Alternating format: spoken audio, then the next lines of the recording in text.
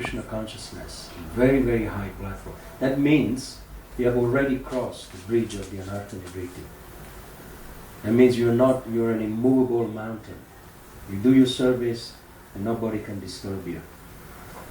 Even the material vicissitudes of life that surround you, they cannot do anything to shake you. Devotees, they offensive towards you, it wouldn't affect your consciousness. The karmis, they spit on you, they break the book, they kick you, whatever they do. I was victimized by all these things in the past. And I used to get angry as a new Sankirtan devotee. I used to go out and, you don't expect, all flowering words from people when you go out preaching. Jesus, he knew what was coming to him. Did he run away? He knew. He knew. He said, he predicted, that Peter will renegade him 3 times, right? So for someone to predict means he's powerful. He can see in the future. Trikalagya. He even predicted, that Jerusalem, was the place that he loved the most. He was born there. And when he came back there after so many years, all his disciples, they were all excited. Oh, Master, Rabbi, we are home now, finally. But he felt a little bit sad. Said, yes, nice to be back, but this is the place where they were crucifying me. He could predict it. Did he run away? Did he say, okay, I can see in the future, I'm going to be killed here.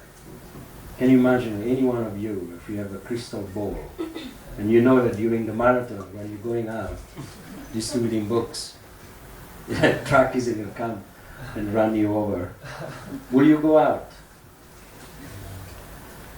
Of course we don't. It requires a great deal of faith. But Jesus didn't run away. So this is the process of anartha nivriti. Steady. When the anartha, they become dissolved, you become steady. Steady means no matter what happens. Even if there is no taste, there is no rasa yet in Krishna consciousness. Even if I don't have this bhava bhakti, the taste derived from my service that I'm rendering to Krishna, still I'm content because of my steadiness. Krishna has given me the consistency, the persistency, the insistency. There is a word in English, insistency? Insistent. So you are day and night, consistently firm in your duty. Even if you don't experience happiness yet. So we have to be patient, because then after steadiness, what comes next? Ruchi. Then it comes the taste. But occasionally, Krishna is like that. Just like a child, sometimes he's walking with the father. And the father, when he knows that he's steady, he's walking on his own. Occasionally the child, he likes to run, he likes to gratify his sense a little bit, and then he trips over. And Krishna the father picks him up. And again, he takes him by the hand. And the child feels, the personal touch of the father. Security, the taste. He feels this bhava, the relationship between him and his daddy. So similarly with Krishna, when you become steady, it means he's left you by hand. You're walking on your own. But occasionally, you have some problems, and then you fall down or whatever, and then he picks you up, and then you have a taste. Occasionally you have a taste, even during the process of nishtha. There is some taste, otherwise we wouldn't be here. And when there is a taste, it means that Krishna is guiding us by hand. And very often, in a kirtan, you feel very blissful. or you feel very blissful in your service, even though you are on the stage of Nishta, that means that Krishna is actually holding you by hand. And we are grateful because, something is better than nothing. Of course we want more. More is better than something. What is more? It means attachment to Krishna. Attachment is higher than ruchi, ashakti. And you don't just have the taste, but you become attached to devotional service, to the devotees, to Krishna. Love. Love becomes the main concern for you. Relationships. And you want to do things for Krishna. You don't just do it out of duty. You want to do it because you know that it pleases Krishna and I enjoy doing it.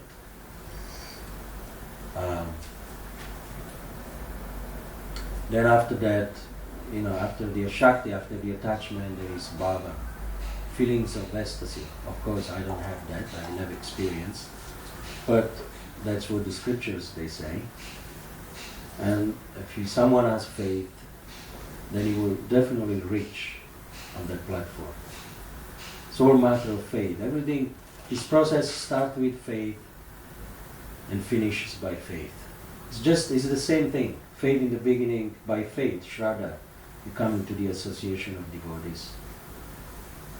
And then this faith, you churn it becomes thicker and thicker until it becomes prema. All along is faith. Just like the origin of birthi is milk. It's the same milk, it just becomes thicker at the end. But you could say that this birthi, the origin of birthi is liquid.